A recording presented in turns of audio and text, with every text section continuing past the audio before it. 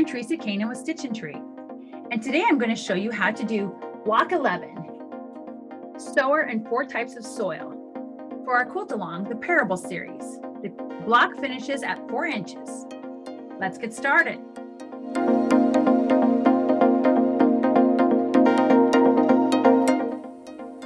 Let us pray. Great and merciful Father, you are the sower and I am your seed. Let me fall on the path of righteousness and bear fruits that give you glory. Even when evil corrupts me and I become a weed in your garden, you find something worthy in me and save me from the compost heap. I commit my seed into your hands. Sow me as you will. Amen.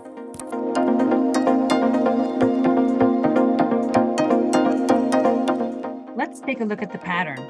Block 11, sower, is a very simple block that finishes at 4 inches. On page 1, I have the cutting instructions, an image of the block, the parable, and a reflection on the parable, including a prayer at the bottom of the page. Page 2 has the instructions for completing the block, including pressing.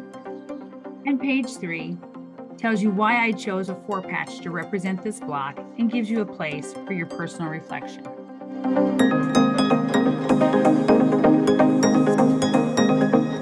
Let's take a look at fabric. This is a simple 4-patch block, and it represents 4 types of soil. So in my thought, I would choose a fabric to represent each of those types of soil. If you don't like the way it makes your 4-patch block look, and you want it to look more uniform, you are absolutely welcome to choose to make it more looking like a traditional 4-patch. In any case, I do encourage you to read the parable first before choosing your fabrics. If you recall, some of the seeds fell along the path. In this fabric line, this is going to represent my path. Some fell on rocky soil. This is going to represent my rocky soil. Some fell among thorns. This fabric with these little leaves are going to represent my thorns. And others fell on good soil. In this case, I'm going to fussy cut from this fabric line a piece that will fall on good soil. Ultimately then, my unit will look something like this. In this fabric line, I chose all fabrics that came from the same line of fabric, that modeled look. So I have my path, the clay path, I have the rocks, I have weeds, and I have my fertile soil. Again, if you want this to look like a more traditional 4-patch, you're welcome to choose fabrics that complement each other for those corners.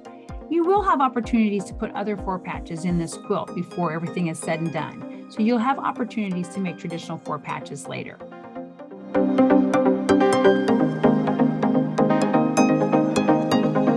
This is by far one of the easiest blocks we're going to make in this quilt. You just simply need to cut a 2.5-inch square from each of 4 different fabrics. When cutting from your fabrics, always remember to remove your selvage first. If you're not fussy cutting, you can easily stack up your 4 fabrics right on top of each other before you make that cut, and you want a 2.5-inch square.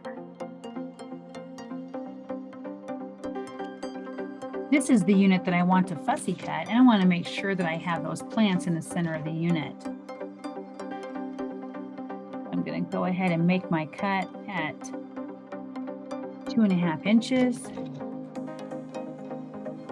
Turning cut again at 2.5 inches. So before I begin piecing, I'm going to lay my units out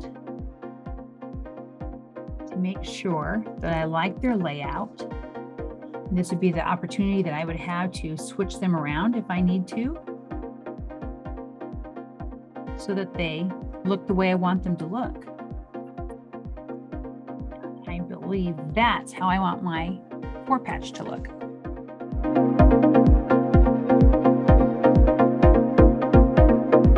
Before you begin, make sure you arrange your fabrics in the order that you like.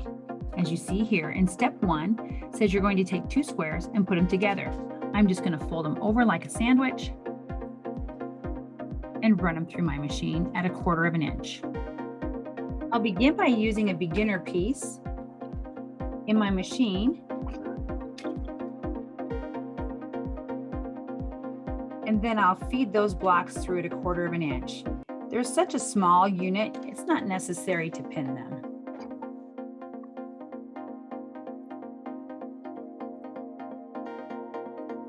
You will press one unit to the left, and you do that by setting the seam, opening it and pressing. And the unit for the opposite side. And the second unit gets pressed to the right. That way the two seams will nest when I put the rows together.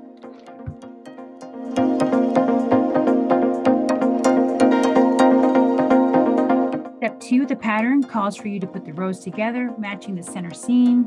You just flip it over like a pancake. If you've pressed it correctly, they should nest. And you can use a traditional pin set in the uphill side of the seam, like that. Or when I have got a perfectly nested seam, I like to use a fork pin. It's a two-headed pin that seats itself on both sides of the seam, holding that seam perfectly in place as I run it through my machine. In either case, I'm going to remove the pin once my needle settles in the uphill side of that seam allowance.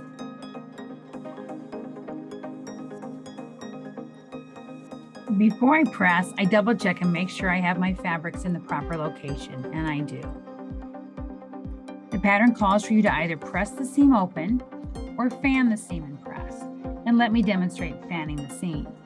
If I were to press the seam open, I would just finger press that first, opening those seams, and then pressing open. But when you have a four patch where you've pressed your previous seams in opposite directions, you can literally just use your fingers to pull that center seam apart, which fans it out. And then set the iron in place, holding for 5 seconds. By fanning the seam, you reduce that bulk in the center. There's my finished block. And I'm going to go ahead and stitch around the edge 1/8 of an inch to keep the block nice and square as I am moving it around throughout my block of the month. So now I've edge stitched around that 1/8 of an inch, again, just to keep my block nice and square. And this is ready to go back on my design wall.